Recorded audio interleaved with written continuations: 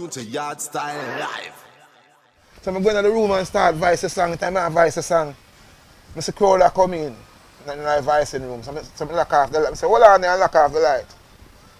Then I look at the studio ram. I see all the man them where print, where make record. Yeah. All the man they in the studio, you know. This is the secretary in the studio, you know.